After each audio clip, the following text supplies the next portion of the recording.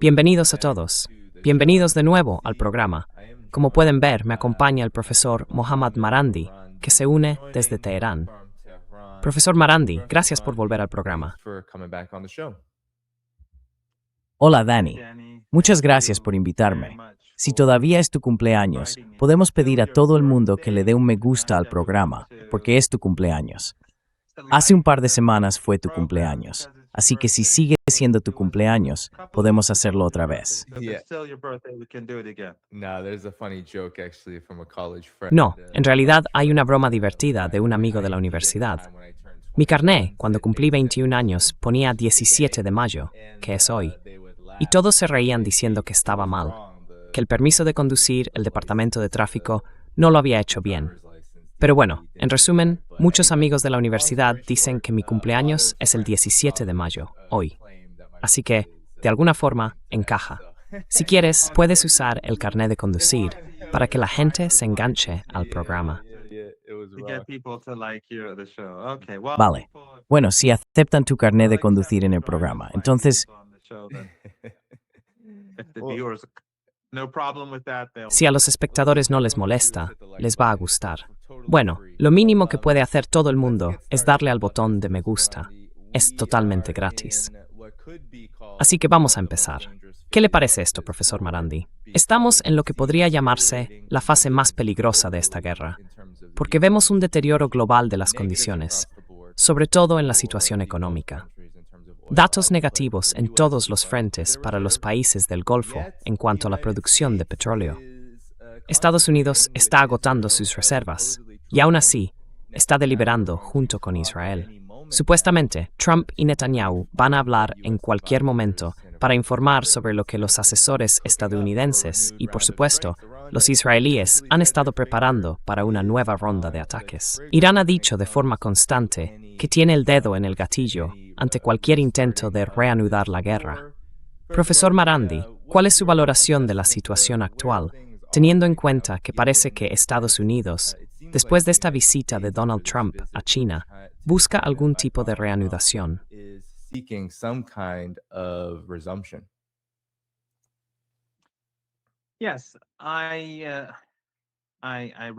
sí, corro el riesgo de ser como el pastor que gritaba, que viene el lobo.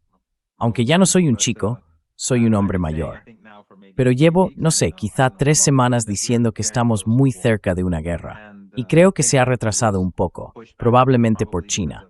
Aunque aquí nunca estuvimos del todo seguros, habría sido una locura que Trump atacara a Irán justo antes del viaje a China. Pero claro, tratándose de Trump, siempre estábamos esperando un ataque. Ahora que el viaje a China ha terminado y ha acabado más o menos como se esperaba, sin ningún éxito, en mi opinión, ha sido en conjunto un fracaso para Trump. Sí. Porque bueno, todo lo que vimos en este viaje fue al presidente Xi como el líder mundial y a Trump pareciendo el número 2. Así que lo único positivo para Trump en este viaje, como ya dije en otro sitio, es que no hizo el ridículo ni insultó a los chinos durante esos 2 días. Consiguió controlarse mientras estuvo en Pekín. Pero aparte de eso, no ganó nada. Y eso era de esperar.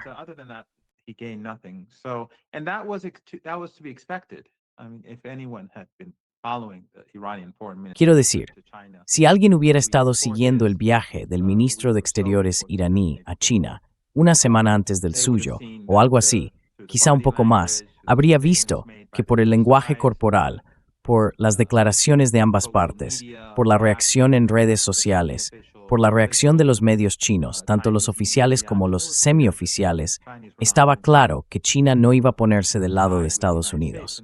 Y el hecho de que Trump pareciera pensar que podría conseguir algo, creo que demuestra lo poco que su Departamento de Estado y su aparato de seguridad nacional entienden a China. Ya hemos oído antes que ha apartado a todos los expertos en Irán, en China y en Rusia, que por lo que tengo entendido, eran en su mayoría gente bastante terrible y muy hostil hacia los 3 países.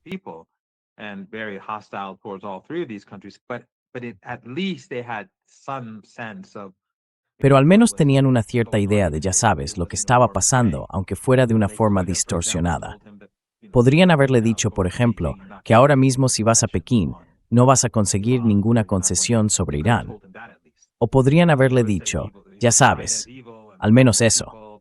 Habrían dicho que China es malvada y que son gente horrible, pero que esto no va a funcionar, o que aquello tampoco. Así que fue a ciegas y volvió con las manos vacías. Ahora estamos otra vez donde estábamos. Y eso significa, como dije, que estoy dando la voz de alarma. Estamos al borde de una guerra, y creo que podría pasar esta misma noche, o en los próximos días, o incluso la semana que viene. Over the next few days, it could happen next week. But I think I can't say it's for Pero certain, creo but que no puedo here decirlo con total they're certeza, pero aquí están trabajando sobre esa based on suposición. this assumption. Ahora bien, podría manifestarse de distintas maneras.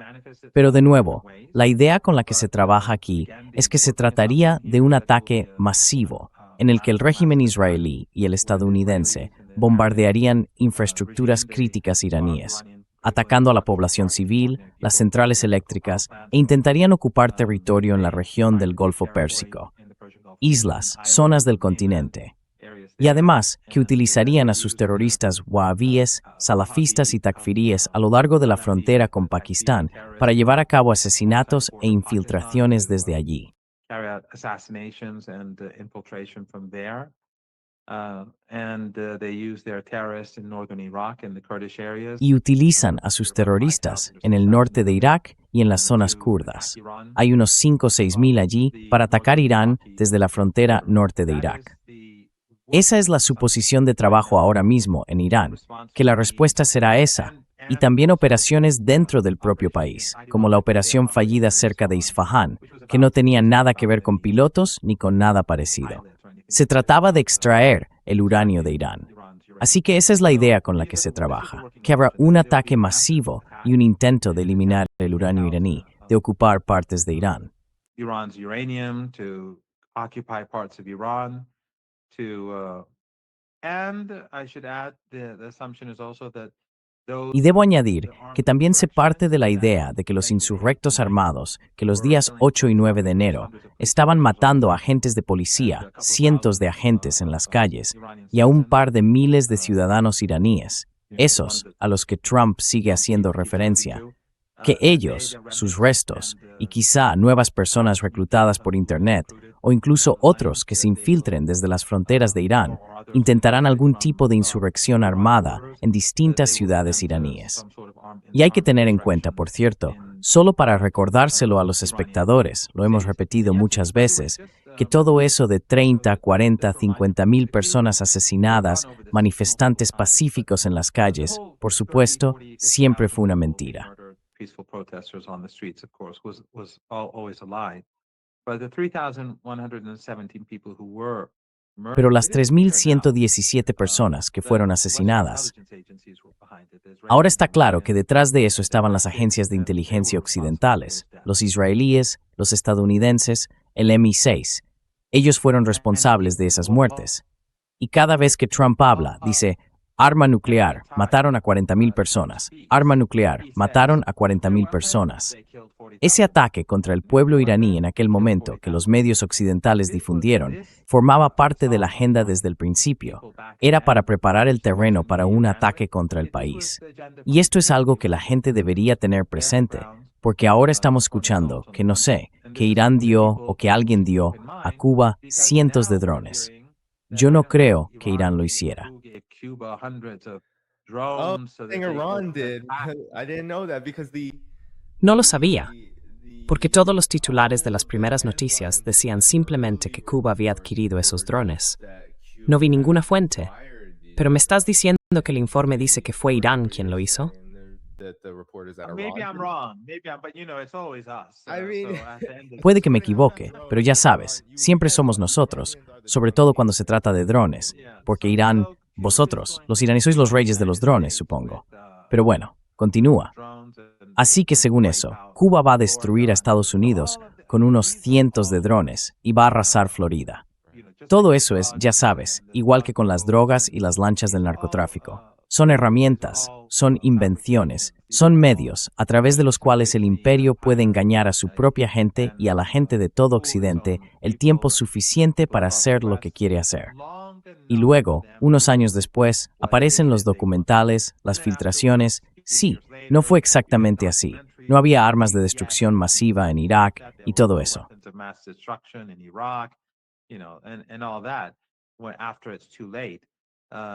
Bueno, cuando ya sea demasiado tarde, dirán que fue un error o lo que sea. Pero ahora la gente debería estar atenta a lo que pasa en Cuba.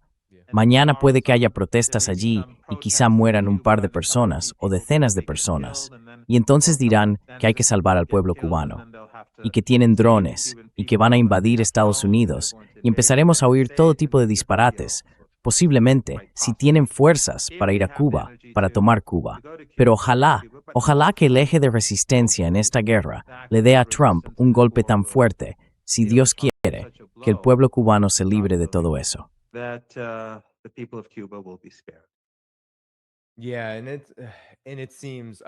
Sí, y parece que... Bueno, acabo de mirar el informe de Axios, o mejor dicho, el informe de la CIA sobre esto. Pero Axios informaba que efectivamente están culpando tanto a Irán como a Rusia. Así que todavía hay algunos halcones antirrusos en Washington que intentan mantener el foco en Rusia. Ya sabes, no todos están centrados en Irán o en Cuba, pero dicen que culpan a Rusia e Irán de haber entregado, no sé, unos 100 drones o algo así. Y me da la impresión de que, sobre todo en el caso de Cuba, eso podría ser una respuesta al hecho de que hay republicanos importantes, tanto en el Senado como en la Cámara de Representantes, que no quieren ver una escalada ahora mismo con Cuba. Y eso simplemente porque quieren mejorar sus cifras en las encuestas antes de las elecciones de noviembre. Porque al final estamos hablando de sus carreras políticas, en la Cámara y en el Senado. Son sus puestos los que están en juego. No tiene nada que ver con Cuba, ni con ninguna benevolencia hacia Cuba. Pero, aún así, cuando se trata de Irán, personalmente, Randy, uno de los informes más importantes, igual que con los demócratas que ahora están en contra de la guerra con Irán, no es porque sean más humanos o porque sean buenas personas. No, si ellos estuvieran en el poder, habrían empezado la guerra. Sí, y ellos también saben interpretar las señales. Ahora va cuesta abajo. Sí, te has quedado un poco congelado. Pero estabas diciendo, profesor Randy, perdón, te has vuelto a quedar un poco congelado. Sí, lo que digo es que como esto se está viniendo abajo tan rápido, ellos son los primeros en saltar del barco. Claro, y siempre es más fácil, profesor Randy, cuando no tienes el poder para detenerlo. Y los demócratas han demostrado que no lo tienen, tanto por falta de voluntad como por razones estructurales. Simplemente no consiguen ganar elecciones. Así que sí. Pero en cuanto a Irán, uno de los informes más importantes que han salido, profesor Randy, tiene que ver con los Emiratos Árabes Unidos. Parece que los Emiratos están siendo como el cebo en el anzuelo del pescador. Estados Unidos no deja de lanzarlo una y otra vez, diciendo, esta es nuestra pieza para reactivar la agresión contra Irán. Ahora hay informes, ¿los ha visto?, de que la administración Trump está diciendo a los Emiratos que tomen una isla en disputa entre ellos e Irán. ¿Qué le parece esto? ¿Y cree que los Emiratos van a ser realmente la base de lanzamiento de esta nueva guerra de agresión?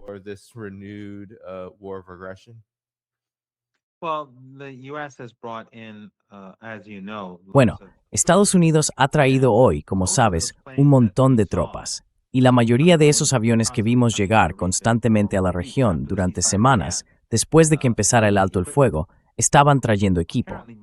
Por lo visto, la mayoría de esos aviones transportaban material para un asalto terrestre.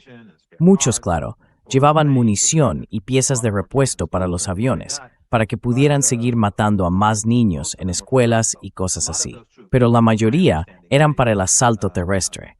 Por lo que tengo entendido, muchas de esas tropas están en los Emiratos, muchas en Bahrein y muchas en Kuwait, si no me equivoco. Debería haber comprobado esto antes de venir a tu programa.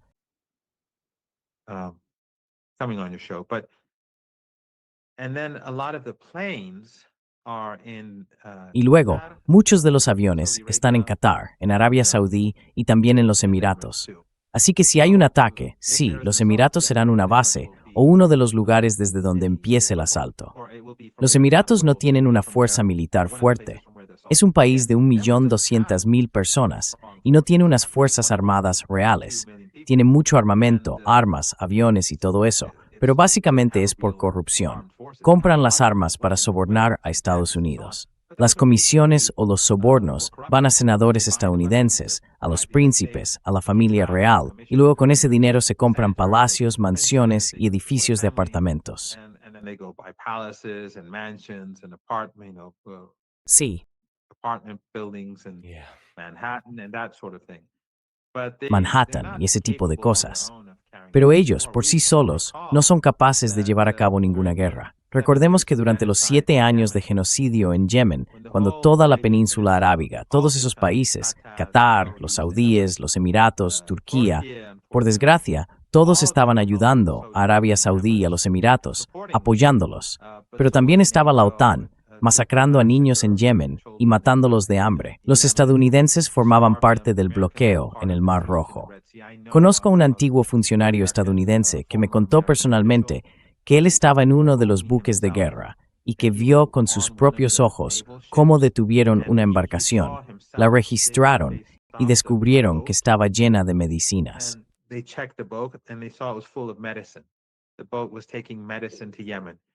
El barco llevaba medicinas a Yemen y las tiraron todas al mar. Ese es el tipo de bloqueo que estaban imponiendo a Yemen. Y claro, Qatar y Erdogan se apartaron de eso, no porque les importara a la gente de Yemen, sino por el bloqueo que luego impusieron a Qatar y que provocó una ruptura. Pero la cuestión es que los saudíes y los emiratíes, con todo el apoyo internacional, con asesores estadounidenses y británicos, bombardeando Yemen día y noche y manteniendo un bloqueo, no lograron mantener en Yemen. Entonces, ¿qué van a hacer los emiratos con Irán? Irán puede destruir los emiratos.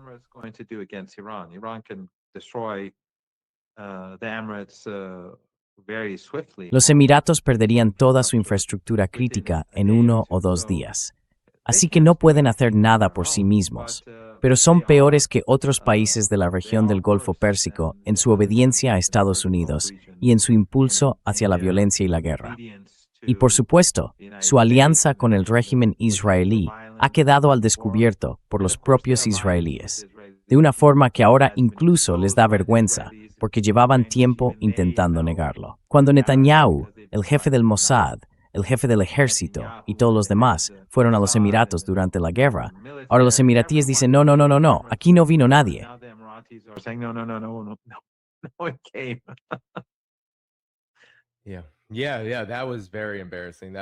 sí, fue muy embarazoso, realmente humillante. Y creo que tienes toda la razón. Parece que la administración Trump estaba intentando tantear cómo estaban las cosas con sus vasallos del Golfo. Y muchos de ellos, creo, tienen mucho miedo de lo que pueda pasar si la guerra se reanuda.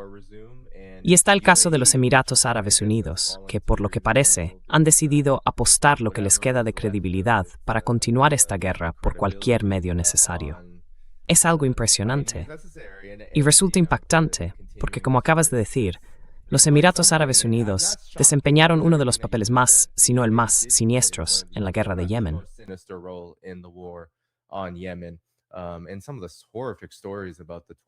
Y algunas de las historias horribles sobre el régimen de tortura que llevaron a cabo son, bueno, es absolutamente, ya sabes, básicamente usaban mercenarios. Ellos no luchan por sí mismos. En fin, ¿qué ejército tienen realmente? Que, sí, eso sigue igual. Bueno, una cosa que quería preguntar en realidad era algo que nos comentó Rondi. La isla de Levante, esa isla en disputa, entre comillas, de la que se dice que Emiratos Árabes Unidos debería hacerse cargo. Háblanos de eso. Si sabes algo, ¿por qué hay esas supuestas disputas entre Emiratos e Irán por ciertas islas de la región? Y casi no se habla del por qué, ni de qué beneficio tendría para Emiratos ser la base de lanzamiento de Estados Unidos para hacer algún tipo de operación en esa isla. O sea, ¿cuál sería el objetivo? Well, it's not that the Lavan Island is a disputed island. And of course, for Iran, there are no disputed islands. Right. The Emirates was created in like 1971. Iran was around for a few thousand years, so there's nothing to dispute. Right. But the three islands that the Emiratis have pretend that they have some sort of claim to. This country, which was born 5 years after I was born, is the I don't know what is, I think the Greater Tomb, the Smaller Tomb, and Abu Musa. These three islands. But Lavon is the Lavon Island is an island that the Americans, from what I've heard, were pushing them to take because they think that the defenses are weaker there. Why? Because it's very close to the Iranian shore. But that doesn't change anything because the important thing is the counteroffensives. The Iranians are going to, if the Americans or anyone carries out an Los iraníes, si los estadounidenses o cualquier otro llevan a cabo un ataque, no van a defender cada metro cuadrado a cualquier precio. Se van a retirar con facilidad en algunas zonas, dejarán que los estadounidenses entren y luego empezarán a bombardearlos, o a los emiratíes o a quien sea. Podrían ser los bolivianos, da igual quién, pero después empezarán a atacarlos con drones, misiles, bombardeos, hasta que se vean obligados a marcharse. Y si ahora mismo miras el tiempo en Dubái, no sé cómo estará ahora, la humedad es altísima. Debería estar por nubes. Y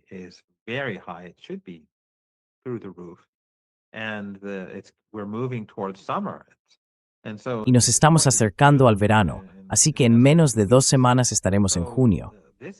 Este no es el momento del año en el que quieras enviar tropas terrestres a combatir en esas zonas. Es un poco como lo que pasaba con los rusos. El invierno era casi un general más en su ejército durante la Segunda Guerra Mundial, las guerras napoleónicas y otras. Para Irán, el clima en la península arábiga y en la región del Golfo Pérsico es una gran ventaja a la hora de enfrentarse a cualquier fuerza agresora.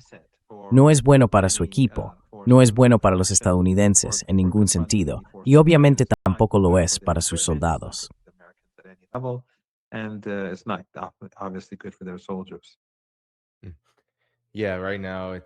Sí, ahora mismo marca unos 30 grados Fahrenheit en plena noche en Dubái. La humedad, por supuesto, también es muy alta. Así que sí, no son precisamente las condiciones ideales para hacerlo. Mitarim Forge.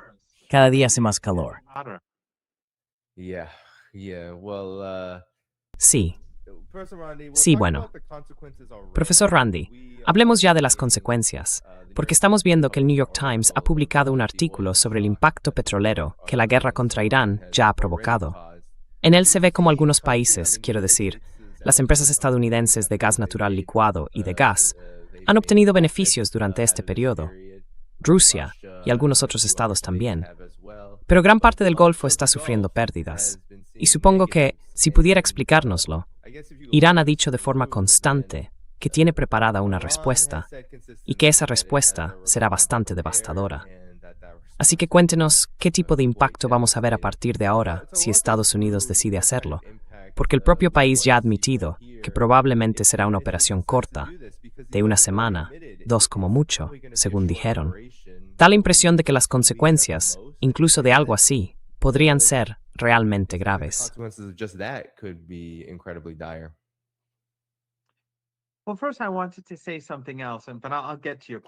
Bueno, primero quería decir otra cosa, pero enseguida voy a tu pregunta.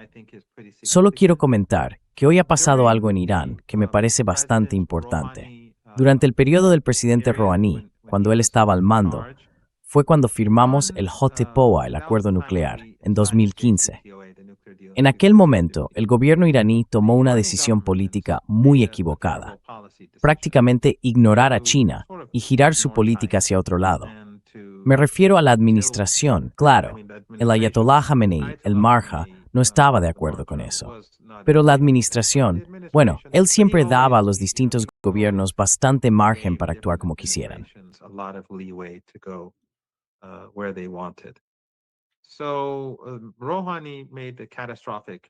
Así que Rouhani cometió el error catastrófico de inclinarse hacia Occidente cuando estaba claro que no iba a conseguir nada. Pero en fin, se dirigía hacia un espejismo, y por eso nuestras relaciones con los chinos se resintieron. Cuando el presidente Xi visitó Irán, las negociaciones con el presidente Rouhani no fueron ideales y no se logró gran cosa. El presidente Xi se marchó a casa probablemente bastante, o al menos algo, descontento. Así que, al cabo de un momento, el Dr. Velayati quiso ir a China. Era el asesor de política exterior del líder. It's as tender tenir dos asesores política exterior. Advisor. The leader had two foreign policy advisors at that time. One was him and one was Dr. Kharozi, who the Americans and Israelis murdered. Uno era él, y el otro era el Dr. Karazi, a quien los estadounidenses y los israelíes asesinaron. El Dr. Velayati quería ir a China para ayudar a reparar la relación, o al menos mejorarla, pero por varios motivos no fue posible. Entonces alguien propuso al Dr. Larijani, que en aquel momento era el presidente del Parlamento, y durante esta guerra fue martirizado. Era el presidente del Consejo Supremo de Seguridad Nacional, y los estadounidenses y los israelíes lo asesinaron. Un hombre realmente muy bueno. Y esa persona era yo. Así que fui yo quien le propuso ir a China y tratar de recomponer la relación. En resumen, obtuvo el permiso del Marja, el Ayatollah Khamenei, y fue en nombre del líder y también del presidente. And on behalf of the president too. And he helped improve the relationship. That his meeting with Dr. Y él ayudó a mejorar la relación.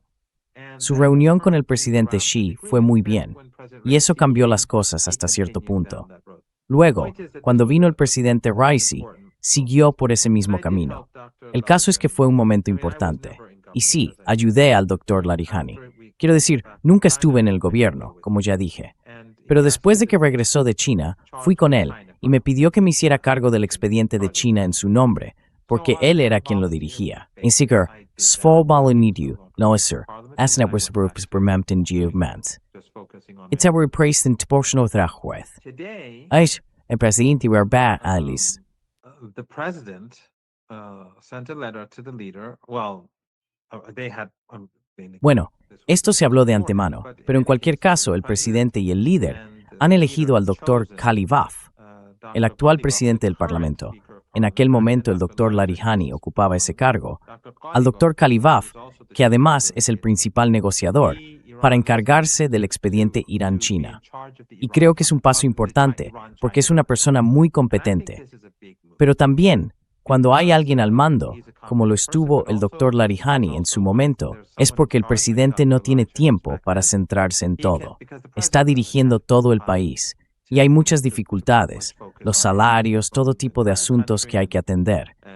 Así que el hecho de que él se encargue de este expediente envía un mensaje muy importante.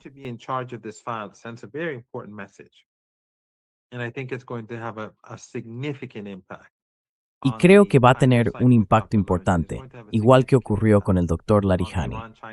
Va a influir mucho en la relación entre Irán y China, que ya es buena. En aquel momento se hizo para reparar la relación. Ahora se hace para mejorarla aún más, para fomentar la inversión, atraer a inversores chinos, impulsar la cooperación entre universidades iraníes y chinas, la colaboración en alta tecnología y cosas por el estilo. Así que creo que la noticia que se ha conocido hoy es muy importante y pienso que va a tener un gran impacto. Además, al llegar justo después de la visita de Trump a China, una visita fallida, creo que eso le da todavía más relevancia. I think that it has extra significance.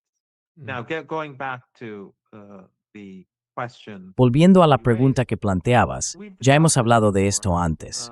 Como he dicho, los iraníes, tú y yo llevamos años hablando de este tema, y cualquiera puede mirar atrás unos años y ver que todo lo que decíamos entonces, en realidad, ocurrió. En Occidente pensaban que sería pan comido, y resultó que lo que dijimos era cierto. Después de la guerra, y también durante la guerra, tuvimos estas mismas conversaciones, y yo dije que las capacidades de misiles de Irán, sus capacidades con drones, seguían intactas, y ellos lo negaban constantemente.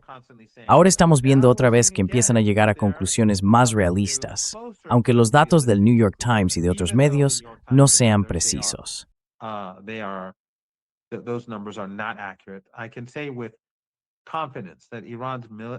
Puedo decir con total seguridad que las capacidades de misiles y drones de Irán hoy son mayores que el primer día de la guerra. La economía iraní, sí, está dañada, afectada, con una inflación alta. Eso es otra cosa. Pero en lo que se refiere a la capacidad de Irán para atacar, hoy es más fuerte que entonces. Y los estadounidenses, sabemos que los estadounidenses y el régimen israelí tienen sus capacidades mermadas. Así que Irán, sin duda, golpeará con mucha más fuerza esta vez. Y además, Irán ha dicho que si se ataca nuestra infraestructura crítica, responderemos de forma contundente. Y eso significa que la infraestructura crítica del régimen israelí será destruida, y también la de los regímenes del Golfo Pérsico. And the critical infrastructure of these regimes in the Persian Gulf will be destroyed. And that will mean no more oil and gas. Y eso significará que no habrá más petróleo ni gas, quizá durante años. Así que Irán será decisivo esta vez. Irán no inicia guerras, porque Irán tiene principios morales. Hemos sido el blanco de 3 guerras de Estados Unidos desde 1980.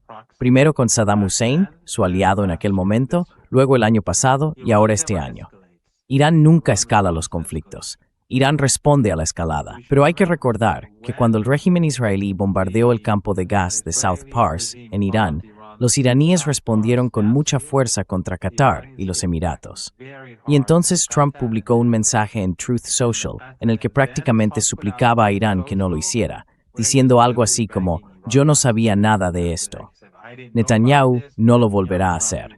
Esta vez no habrá más qataríes. There will be no more Qatari. And I'm just saying this so our Qatari neighbors would know. Y lo digo para que nuestros vecinos qataríes lo sepan. No habrá más instalaciones qataríes. Se acabarán. Y lo mismo con los Emiratos. Estarán terminados. Y todos esos regímenes, si nuestra infraestructura crítica es atacada, con este clima, todos esos regímenes quedarán vacíos.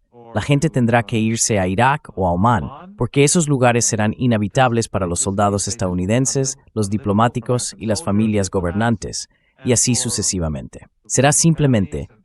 Así que Irán no va a iniciar nada. Irán valora mucho la vida humana. Lo sabemos porque en la última guerra fueron asesinados unos 3.400, 3.450 iraníes, pero como mucho murieron 20 personas en total en esos 5 países. At most 20 people in all these 5 countries were killed. Why? Because ¿Por qué? Porque Irán tuvo cuidado de no atacar a gente común. if that is the truth, that's the same thing with the Israeli regime. Iran never talked Esa es la verdad. Es lo mismo con el régimen israelí. Irán Irán nunca atacó sinagogas ni escuelas. Los israelíes atacaron una sinagoga en Teherán, atacaron escuelas, llevaron a cabo muchos ataques de doble impacto, bombardearon varios bloques de apartamentos, a unos 20 o 15 minutos andando desde aquí, desde donde estoy ahora mismo. Muchos, estoy seguro. Quiero decir, hay más también. No los conozco, pero el punto es que, si lanzan una guerra y van a por infraestructuras críticas, la única forma de disuasión es que Irán responda con mucha fuerza, igual que hizo cuando atacaron el campo de gas de South Pars. Y eso hundiría la economía global. Así que la economía mundial ya se dirige hacia una gran recesión. The global economy is heading towards a great recession already. And if this continues for, I don't know, 3-4 months, Y si esto sigue así durante, no sé, 3 o 4 meses, será una depresión, creo yo. Pero si atacan nuestra infraestructura crítica, nuestras instalaciones de petróleo y gas y cosas de ese tipo, lo destruiremos todo. Lo destruiremos todo. Y no quedará nada. No quedará nada en el Golfo Pérsico durante años. Y eso provocará una depresión global como nunca se ha visto en la historia de la humanidad.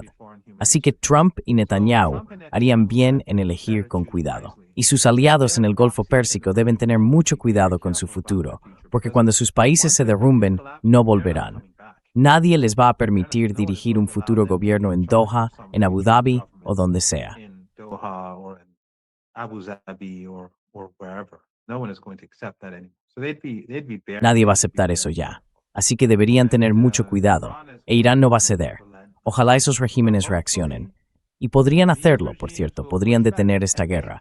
Podrían firmar ahora mismo una declaración conjunta de los 5 países y decir, no permitiremos que Estados Unidos use nuestro espacio aéreo, nuestra tierra o nuestro mar. Estamos en contra de la guerra. Pero son demasiado cobardes o están demasiado comprometidos.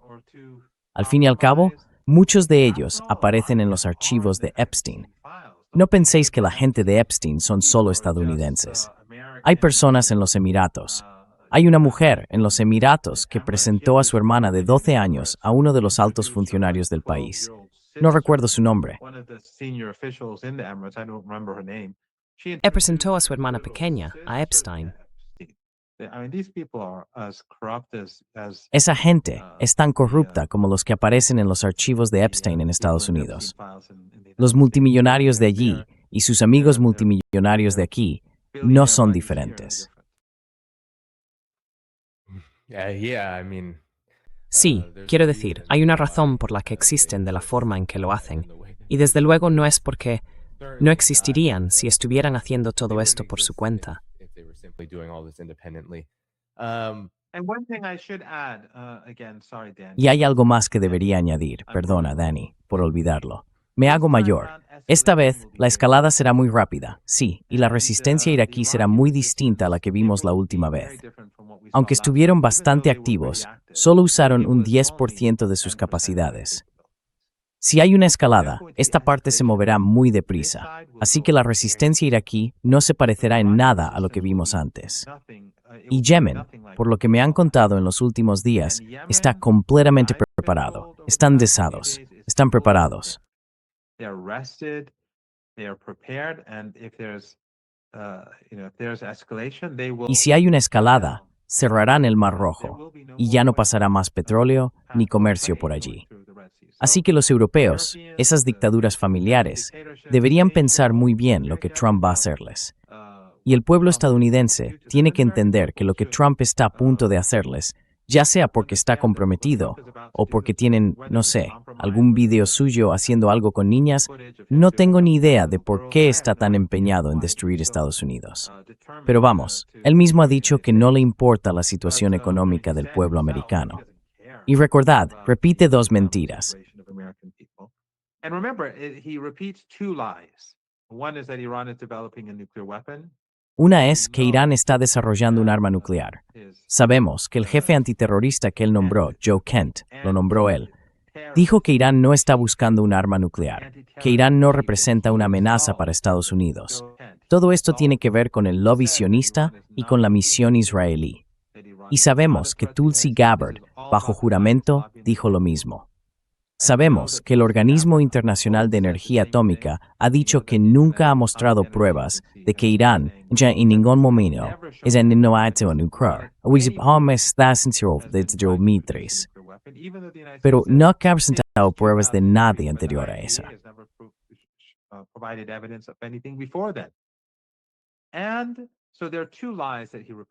Así que hay dos mentiras que él repite. Una tiene que ver con un arma nuclear. Dice que van a fabricar un arma nuclear y luego van a bombardear todas las ciudades del mundo, como si estuviéramos ahí fuera solo para lanzar bombas nucleares. Y le viste decir eso a los niños en la Casa Blanca. Y ya sabes, esos iraníes que nos van a matar a todos, que os van a matar a todos. Y luego está la segunda, claro, la mentira sobre las 40,000 personas. Y toda esa gente, esos periodistas y otros que difundieron esa mentira, ayudaron a Estados Unidos a cometer esas atrocidades. Ayudaron a Netanyahu a cometer esas atrocidades.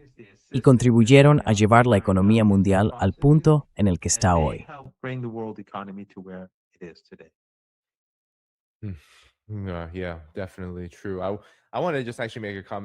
Sí, totalmente cierto. Quiero hacer un comentario sobre lo que decías antes acerca de Mohammad Ghalibaf, que parece estar asumiendo muchos cargos importantes dentro de la administración iraní. Y en gran parte, vamos, a China esto le encantará. Es una persona con muchísima confianza. ¿Cuántas veces hemos visto en X, desde su propia cuenta, sus análisis económicos sobre la situación mundial? Entiende esa parte especialmente bien, lo ha demostrado. Y ahora puede que, para el socio económico más importante de Irán, sea capaz. En fin, lección cerca.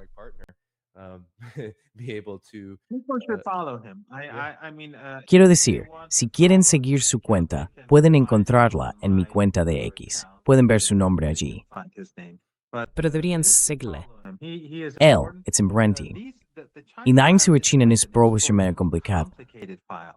Pero es demasiado para el presidente, porque el presidente tiene demasiadas cosas que hacer. La burocracia, ya sabes, y además está dirigiendo un país en circunstancias de guerra. Así que el tema de las negociaciones, el asunto con China, no son cosas que le ocupen todo el día al doctor Ghalibaf.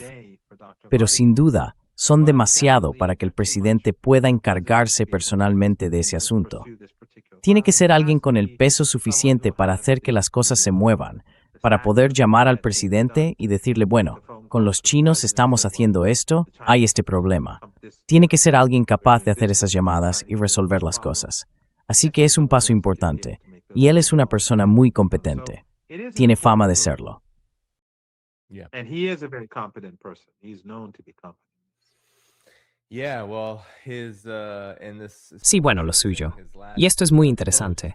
Su última publicación decía, el mundo está al borde de un nuevo orden. Como dijo el presidente Xi, la transformación que no se había visto en un siglo se está acelerando en todo el planeta. Cierro comillas. Y yo subrayo que la resistencia de 70 días de la nación iraní ha acelerado esa transformación. El futuro pertenece al sur global. Así que me parece una elección muy inteligente por parte de Irán ponerlo en ese cargo. Además, él también dirige las negociaciones, que han ido bastante bien para el lado iraní, en el sentido de que, mientras Estados Unidos, seguro que viste sus exigencias maximalistas y absurdas, pedía que Irán entregara el uranio, que no hubiera alto el fuego en ninguna otra parte de la región, a menos que hablasen con ellos, y que no hubiera reparaciones. Y luego, claro, alguien como Galibaf no se rinde. Simplemente dice, estas son nuestras condiciones, y veamos qué país, qué parte aguanta más en esto. Y la verdad, creo que es algo impresionante de ver. Es un momento muy crítico.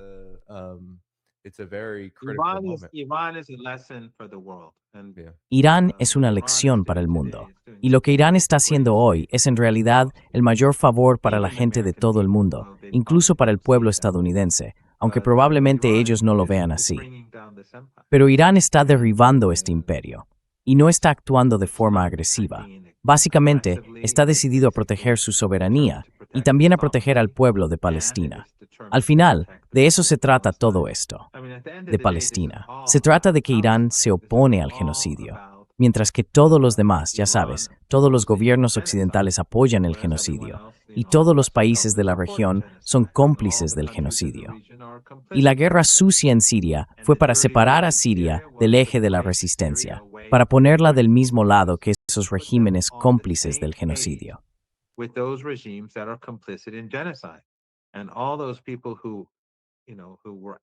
Y toda esa gente que ya sabes, que eran activistas y que ayudaban a moldear la opinión pública para derribar al gobierno sirio, en realidad estaban trabajando para Israel. Todos esos wahabíes, salafíes y también los laicos, todos estaban haciendo lo mismo. Esos extremistas, el ISIS y Al-Qaeda, eran herramientas del imperio. Y las personas en Estados Unidos que hacían lobby y en Europa también a favor de ellos, financiadas por Qatar, por Erdogan, por otros, por gobiernos occidentales, todos lo hacían de forma consciente o sin darse cuenta, pero lo hacían. Estaban fortaleciendo al imperio.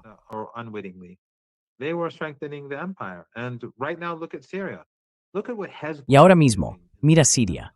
Mira lo que está haciendo Hezbollah en el sur del Líbano. Es increíble. Increíble su firmeza. Es algo que no se puede creer. De verdad, nunca había visto nada así en mi vida. Y aún así, mira Siria, completamente en calma.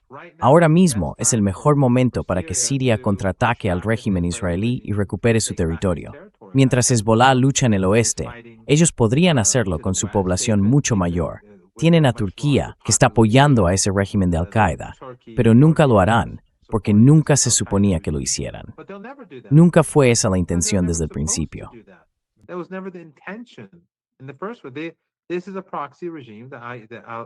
Esto es un régimen títere. El tipo del ISIS, de Al-Qaeda, fue a la Casa Blanca, consiguió su perfume, volvió y ya está. Y mientras tanto, los israelíes han seguido ocupando enormes territorios en Siria. Y el régimen, en lugar de aprovechar esta oportunidad para responder y obligar al régimen israelí a pagar un precio por su ocupación, está intentando asfixiar a la resistencia en Líbano, cerrando la frontera con Siria. Esto es, ya sabes, y toda esa gente que hablaba del yihad, y toda esa gente que apoyaba a esos locos del ISIS y de Al-Qaeda, wahabíes, salafistas, asesinos fanáticos, ¿dónde están ahora?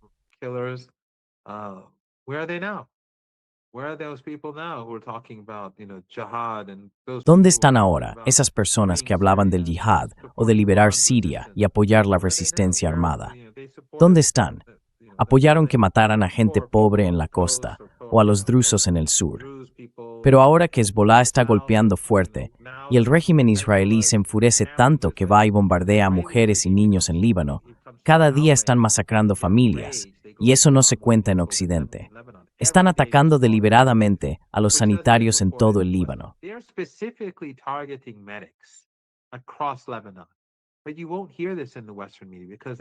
Pero esto no lo vas a escuchar en los medios occidentales, porque sus periodistas en el Líbano son un grupo de criminales. Es muy curioso. En Occidente, los medios occidentales, cuando en su momento nos quejábamos de que guardaban silencio sobre Gaza, decían, bueno, no tenemos presencia en Gaza. Esa era su excusa. Todos sabíamos que había un genocidio en marcha, pero ellos decían, no podemos confirmar nada porque no estamos allí. Y esa fue su excusa, básicamente, etnias israelíes. Pero en el Líbano hay más agencias de noticias y reporteros occidentales, con oficinas, asistentes, conductores y productores que en cualquier otro lugar del mundo árabe, en proporción a la población.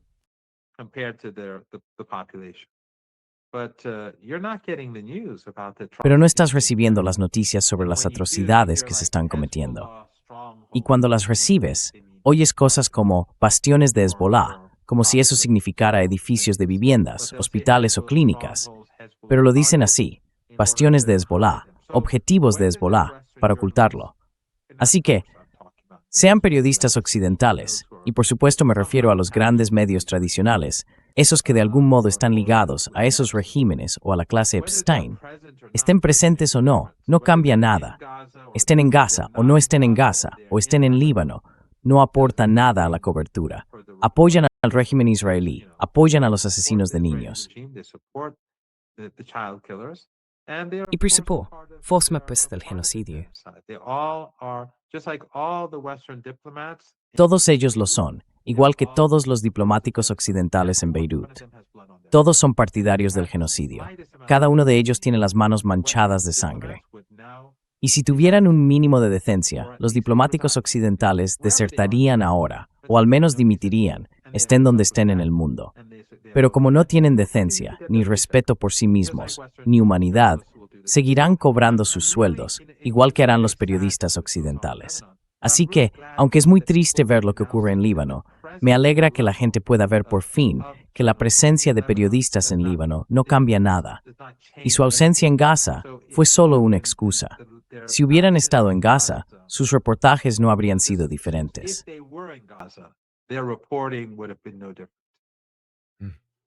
Yeah, those are great points, Professor Morandi. Sí, son muy buenos puntos, profesor Morandi. Y en estos últimos 10 minutos más o menos, tenía una pregunta para usted que creo que ayuda a reforzar y quizá ampliar ese análisis más amplio que ha planteado sobre la situación en la región. Es una pregunta que de hecho surgió del público. One question that came up in the audience. Just one thing before you say that. Sure. If the Syrian regime Solo una cosa antes de que digas eso. Sí, claro.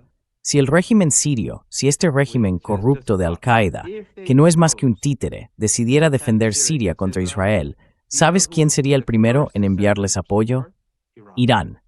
A pesar de todo, Irán sería el primero en apoyarlos. La resistencia en Irak, Hezbollah, todos.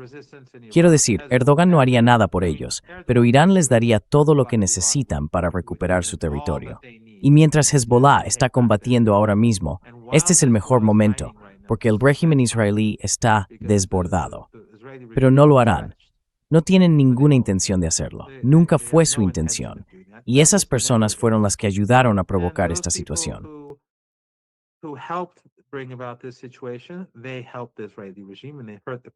Ayudaron al régimen israelí y perjudicaron la causa palestina. Y ahora intentarán fingir lo contrario. Intentarán desviar la atención diciendo, ya sabes, que Assad era esto o aquello. Para Irán, el asunto nunca tuvo que ver con Assad, ni con su origen étnico, ni con su raza, ni con su religión. Todo giraba en torno a la resistencia. Pero estas personas fueron grandes aliados del régimen israelí.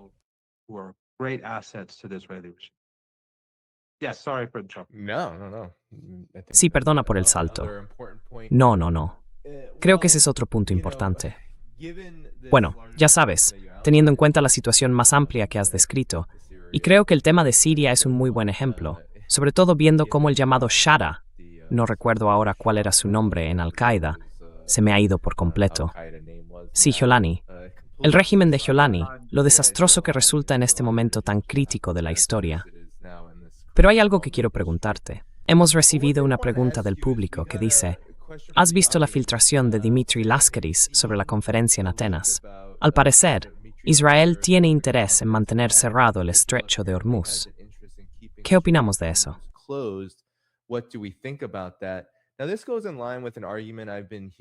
Esto va en la misma línea de un argumento que he estado escuchando mucho sobre el estrecho de Hormuz. Hay algunos amigos nuestros que dicen que el cierre del estrecho, en esta situación actual de tensión entre Irán y la Marina de Estados Unidos, beneficia a Estados Unidos y a Israel. Y me gustaría saber qué opinas sobre eso. Sobre todo a la luz de las noticias de que Irán ha puesto en marcha un sistema de seguros propio, consolidando así su control sobre el estrecho de Hormuz. Irán insiste en que el estrecho no está cerrado, pero aún así, parece que hay una especie de bloqueo, si se le puede llamar así, y que los barcos están siendo hostigados por la Marina estadounidense. ¿Qué piensas de todo esto?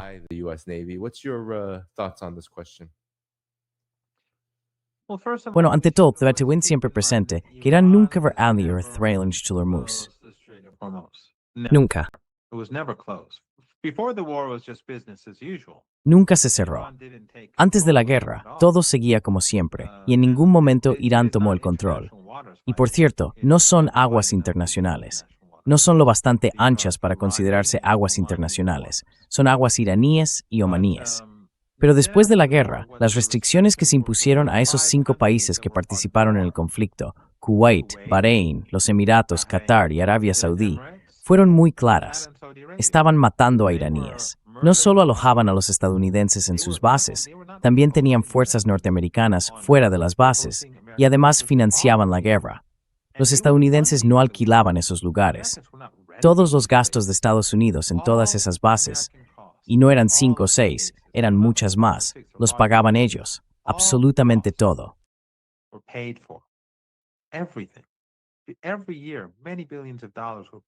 Cada año, durante la guerra, estos regímenes pagaban muchos miles de millones de dólares a los estadounidenses, así que formaban parte de todo aquello. Mataron a nuestros hijos, ayudaron a bombardear nuestros hospitales. Por eso, esos 5 regímenes tenían restricciones sobre sus barcos, por razones obvias. ¿Se bloquearon los barcos chinos? No. ¿Se bloquearon los barcos rusos? Tampoco. ¿Fueron barcos a Pakistán, a la India? Sí, después de negociaciones. Los barcos que venían de puertos iraníes obviamente no tenían ningún problema. Los que venían de Irak tampoco. Pero los que procedían de esos 5 países sí tenían problemas. Aún así, en algunos casos, tras negociaciones, se permitía que algunos pasaran si eran muy importantes para países que no habían hecho daño al pueblo iraní.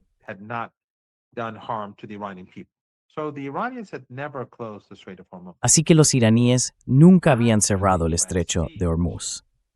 Después del asedio de Estados Unidos, que fue una violación del alto el fuego, porque Estados Unidos impuso el asedio después del alto el fuego, después del acuerdo de alto el fuego, recuerda que al principio de la guerra, Trump dijo, rendición incondicional.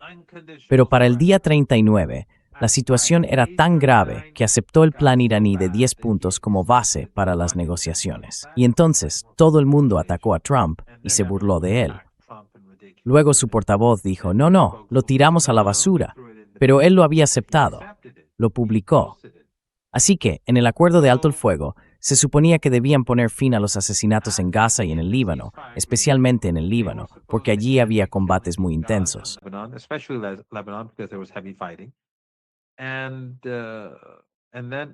Y entonces, no había ningún asedio en ese momento, ningún asedio de Estados Unidos. Y los iraníes permitieron que más de esos barcos, más barcos de esos 5 países, pasaran por el estrecho de Hormuz para aliviar la crisis global. Eso fue hace un mes, bueno, más de un mes ya, bastante más de un mes, ¿no? Como después de 42, 43 días, creo. No lo sé. Pero luego Netanyahu echó a perder el alto el fuego. Empezó a bombardear Líbano de forma masiva para sabotear el alto el fuego. Así que los iraníes dijeron, hasta que él acepte el alto el fuego, no vamos a dejar salir esos barcos adicionales, esos barcos extra. Así que el estrecho estaba abierto. Y al final, Netanyahu se vio obligado a aceptar el alto el fuego, aunque volvió a reanudar la matanza al cabo de un día o dos.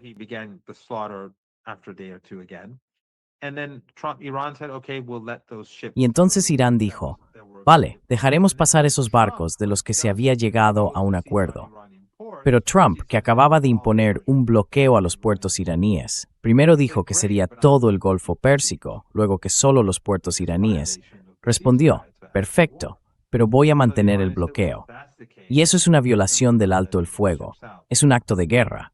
Así que los iraníes dijeron, bueno, si es así, entonces no dejaremos salir esos barcos. Esto lo hicieron Trump y Netanyahu. Y ahora estamos donde estamos.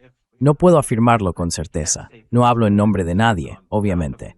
Pero si Trump obligara a Netanyahu a poner fin a la matanza en Gaza y en Líbano, a terminar las guerras y levantar el bloqueo, entonces esos barcos empezarían a salir del Golfo Pérsico y a pasar por el Estrecho de Hormuz.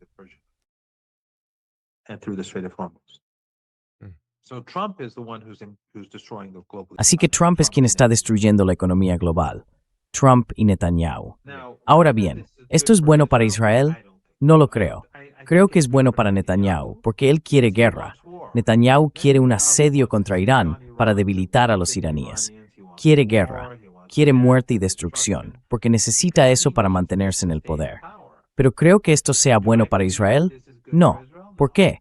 Porque no es bueno para Estados Unidos. No es bueno para la economía global. ¿Y por qué eso no es bueno para el régimen israelí? Porque igual que los 2 años y medio de genocidio han hecho que el mundo desprecie al régimen israelí, esta crisis económica global se está llevando a cabo en nombre del sionismo. Vimos a Trump decirlo claramente, hice esto por Israel. Y luego añadió, bueno, también por esos otros países.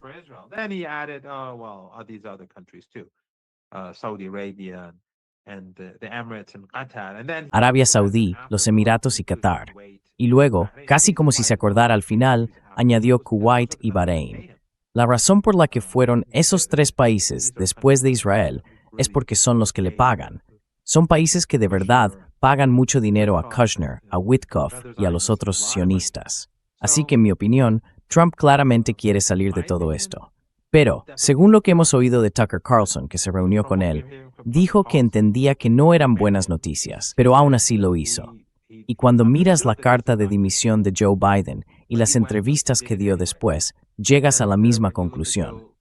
Así que creo que el régimen israelí, los sionistas que están al mando, quieren guerra. Y si ellos la quieren, habrá guerra, porque son los que mandan.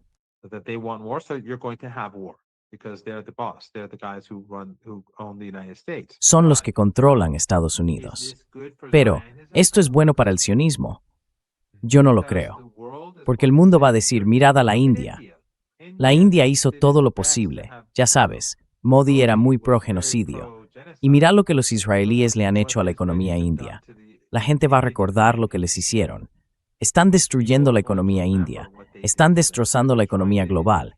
Así que ¿va a ser esto bueno para el régimen israelí a largo plazo cuando los estadounidenses de a pie digan que esta guerra, que tenía que ver con Israel, arruinó nuestro modo de vida, destruyó nuestros empleos, disparó la inflación? ¿Va a ser eso bueno para Israel a la larga? No lo creo. No creo que sea bueno para Israel en absoluto. Es bueno para Netanyahu.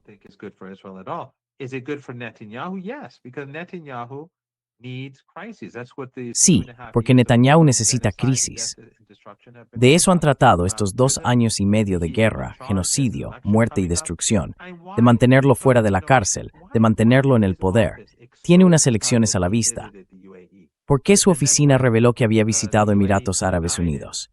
Y luego, cuando Estados Unidos lo negó, salieron diciendo que no solo había ido él, sino también el Mossad, que fueron todos. ¿Por qué fue así? Porque, en mi opinión, y esto es solo mi opinión, no tengo información, lo hacía por el público israelí. Quería decir, mirad, no ha tenido éxito en Gaza, ha fracasado en Líbano, mirad lo que está haciendo Hezbollah contra él. Así que el único lugar donde ha tenido algún éxito, gracias a Qatar, a Erdogan y a otros, ha sido en Siria, parcialmente. partially, but Syria is going to be a problem. But that's for another day. Pero Siria va a ser un problema, aunque eso es tema para otro día.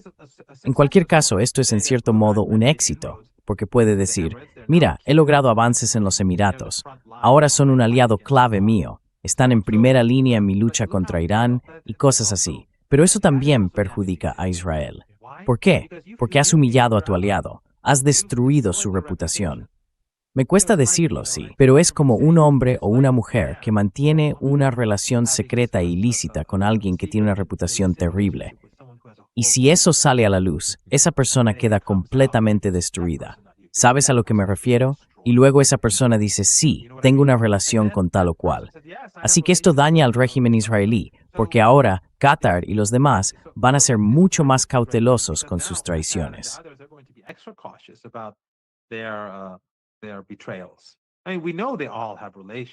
Quiero decir, sabemos que todos tienen relaciones. Turquía transporta el petróleo de Bakú, Egipto compra gas, Jordania facilita el comercio. Están todos metidos en esto.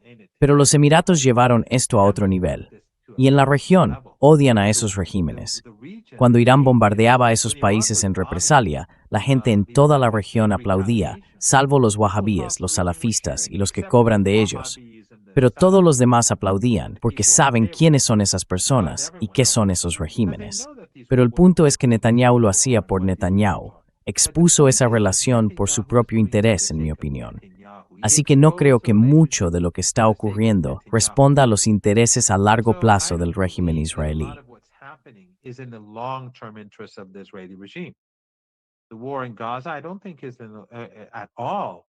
La guerra en Gaza, o mejor dicho, el genocidio en Gaza, el propio holocausto en Gaza, no creo que sea de ningún interés a largo plazo para el régimen israelí.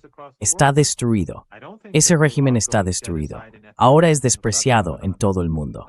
Tampoco creo que el genocidio y la limpieza étnica que continúan en el sur del Líbano, especialmente ante la resistencia heroica de Hezbollah que estamos viendo hoy, una resistencia increíblemente heroica, estén yendo bien para el régimen israelí. Nada de esto lo está, pero ha mantenido a Netanyahu en el poder durante 2 años y medio.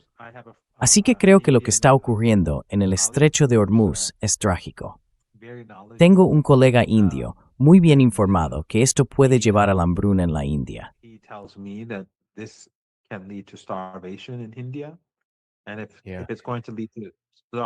Y si eso va a provocar hambre en la India, puedes imaginarte que también va a provocar hambre en otras partes del mundo. Así que es una catástrofe para todo el planeta. Pero el mundo no va a olvidar que esta guerra la hicieron los sionistas y que fue impuesta al mundo por Trump y Netanyahu. Sí, la economía india ya. Y además, bueno, Dani, algo de lo que tú y yo hablamos antes. Fíjate en esos demócratas que ahora dicen, esto es terrible, esto es horrible.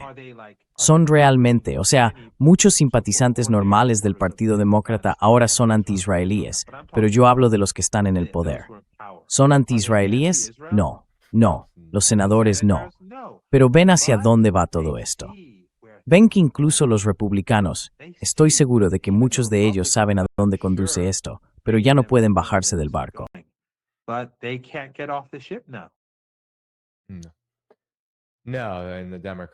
No, y los demócratas, como decías, si se les presiona del mismo modo que a Trump, en realidad no tienen una visión muy distinta sobre Irán que la de Trump. Así que ya sabes, cuando el imperio llama a la puerta. Maraming smoth unanimously fue en genocidio. Sí, es cierto. Y eso fue el precursor de todo esto. Sí, unos cuantos puntos más, y luego podemos ir cerrando, Bruce Arandi.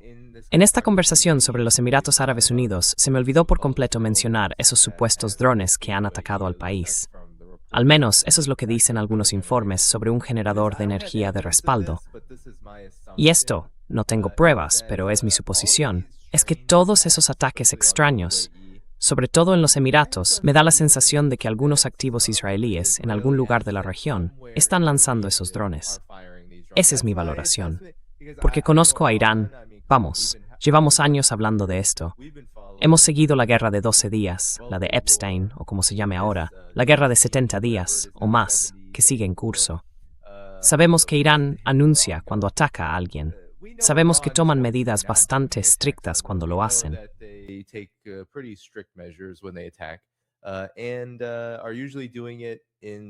Y normalmente lo hacen en defensa propia. Y además siguen las leyes de la guerra. Quiero decir, basta con ver cómo se ha comportado Irán durante todo este conflicto, y lo ha hecho al pie de la letra. Estos ataques sueltos, así, de vez en cuando. Ahora, por ejemplo, los Emiratos Árabes Unidos ni siquiera intentan culpar a Irán. A mí eso me parece muy sospechoso. Y creo que todo encaja con lo que hemos estado comentando, que hay gente que está poniendo demasiado énfasis en las ganancias a corto plazo, entre comillas, incluso en los beneficios del gas natural licuado o del petróleo. Para alguien que cree que el capitalismo y el imperialismo son la raíz del problema, creo que hay momentos en la historia, y este es uno de ellos, en los que se produce una crisis enorme y un declive muy fuerte, sobre todo para el imperio estadounidense.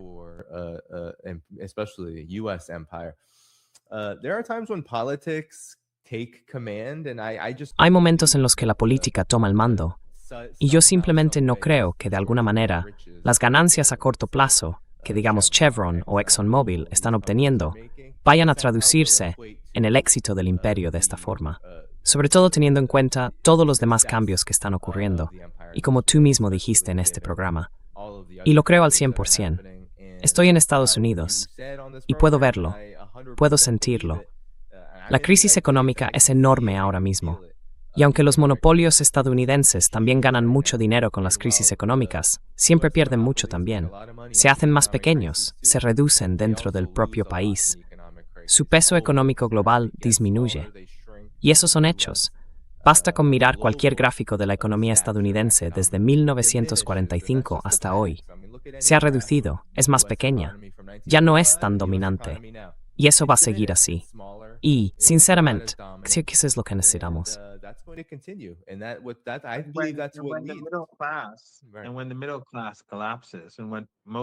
Y cuando la clase media se derrumba, y cuando la mayoría de la gente se vuelve cada vez más pobre, ¿eso crea estabilidad para esos oligarcas? ¿O más bien les hace todo más inestable? No es algo bueno. Estas personas no son tan brillantes como algunos quieren hacer creer. Quiero decir, yo creo profundamente en Dios. No tengo ninguna duda de su existencia. Pero hay gente que insiste en decir, ¿cómo puede existir Dios? Y luego atribuyen cualidades divinas a estas personas. Que si son tan sofisticadas, que si todo está bajo control, que si todo está gestionado. Bueno, si son tan buenos en eso, ¿por qué están los Estados Unidos en tan mal estado? ¿Y por qué sabes? ¿Por qué está el sur global en ascenso? ¿Por qué hay tantas preguntas sin respuesta? La verdad es que este es un imperio en decadencia. Cuando estaba en su apogeo, tenía el lujo de cometer muchas atrocidades y la gente miraba hacia otro lado.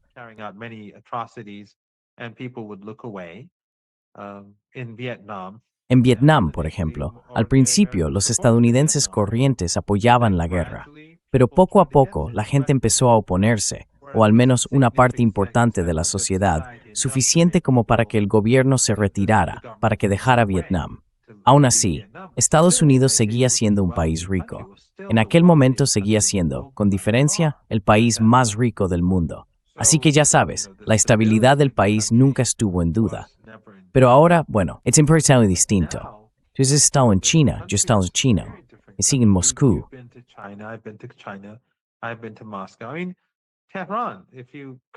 Quiero decir, Teherán. Si comparas el metro de Teherán, pregunta a cualquiera que haya estado en Irán, compáralo con el de Nueva York. No hay comparación posible. Irán es infinitamente mejor. A pesar de todas las sanciones, a pesar de las guerras, a pesar de las insurrecciones armadas que, por supuesto, fomentan las agencias de inteligencia occidentales, no, esta gente está destrozando el imperio. Están reaccionando con más y más furia a medida que todo se viene abajo. Ese es solo un perfil las cosas. Y son cuatro Kevin's, por supuesto, en el ceiling. Pero no voy a matar esa Torah, solo fío.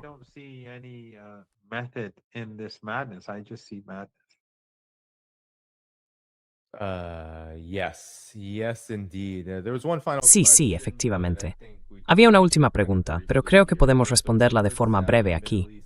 El supuesto terrorismo de Arabia Saudí y otros países de Oriente Medio contra Mali y los estados de la AES afecta al posible pacto de no agresión con Irán y Arabia Saudí. Bueno, no sé cómo, creo que ni siquiera sé cómo responder a eso, porque es... Pero tú eres de Mali. ¿Tienes alguna opinión? Sí, supongo que ha habido algunos ataques en la... Yeah, I guess there have been some attacks on terrorism. But how would that be impact like a non? Pero ¿cómo afectaría eso a un pacto de no agresión? No lo sé. Déjame ir al grano. Arabia Saudí tiene mucho camino por recorrer para abordar los problemas relacionados con Irán. Han contribuido a la muerte de muchos iraníes, y los aviones estadounidenses estaban basados en Arabia Saudí, usando sus bases aéreas. Muchas de las cosas que, ya sabes, los iraníes decían y negaban durante la guerra, como la destrucción de aviones y todo eso, ahora sabemos que decenas de aviones fueron dañados o destruidos. ¿Y dónde estaban muchos de esos aviones? En Arabia Saudí. Estaban basados allí. Así que Arabia Saudí tiene mucho trabajo por delante. Puede que estén replanteándose las cosas, pero aún tienen que hacer mucho. En cualquier caso, esperemos, aunque, sinceramente, los próximos días probablemente serán sangrientos.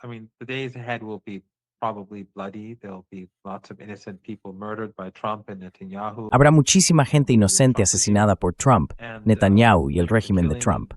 Y la matanza en Líbano sigue. Cada día están matando a mujeres y a niños, están bombardeando a los médicos, y los periodistas occidentales miran hacia otro lado sin vergüenza, y cada día están masacrando a la gente en Gaza. Es algo ya escandaloso. El genocidio continúa, y esto es el sionismo. Quienes defienden al régimen israelí, un régimen etno. No sé si viste mi entrevista con... ¿Cómo se llama? Piers Morgan. No la última, sino la anterior. Le pregunté 3 veces si considera legítimo un régimen etnosupremacista o no, y no quiso responder. Pensarías que es una pregunta cuya respuesta debería ser clarísima, pero no quiso contestar.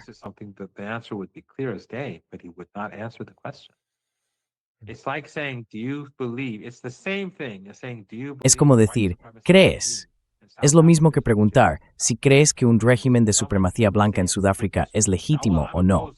Y si alguien dijera, bueno, me opongo a muchas de las políticas del gobierno sudafricano, y ya lo he dicho antes, no creo que esa gente deba ser... Eso básicamente significa que te niegas a decir que un régimen de supremacía blanca es ilícito. Y esto es lo mismo. Todo esto ha quedado registrado en la historia. Todo está registrado por Dios, por encima de la historia. Pero quienes apoyan esto, quienes guardan silencio, son culpables. Quienes se oponen, quienes lo hacen abiertamente, quienes se levantan contra ello, todos ellos son héroes. Son todos unos héroes.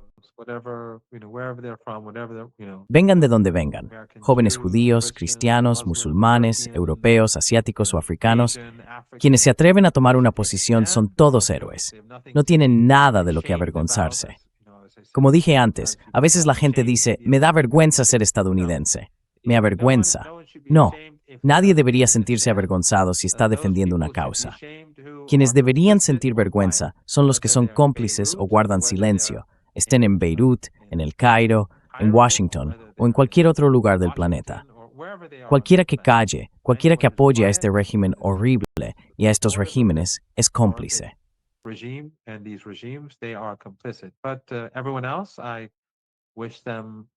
Pero a todos los demás les deseo lo mejor. Tienen mucho trabajo por delante, mucho trabajo que hacer.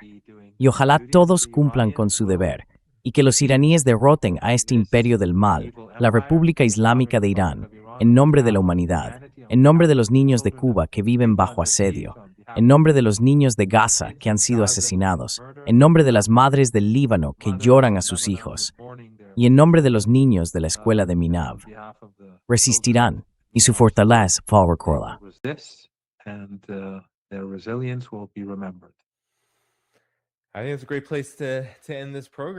Creo que es un buen momento para cerrar el programa, amigos. Así que, antes de iros, no olvidéis darle al botón de me gusta. Gracias a todos los que habéis enviado un super chat. Ha sido un gran programa. Quiero recordaros que podéis apoyar este canal. En la descripción del vídeo tenéis todas las opciones. Podéis seguir al profesor Morandi, lo añado ahora, en X. Publica con frecuencia allí. Podéis encontrar todos sus comentarios y también comparte las entrevistas en las que participa. Así que, seguidle en X. Y quiero dar las gracias a todos por vernos y también a los moderadores que están moderando. Thank everyone for watching, all the moderators who are moderating. Professor Morandi, any word before we head out of here? Profesor Morandi, ¿alguna palabra antes de que nos vayamos? Pues mira, el programa de Dani hoy es su cumpleaños. Y según su carné de conducir, bueno, según el mío, cuando cumplí 21 años, pasó algo bastante gracioso. Todo el mundo decía, ahora ya puedes beber legalmente.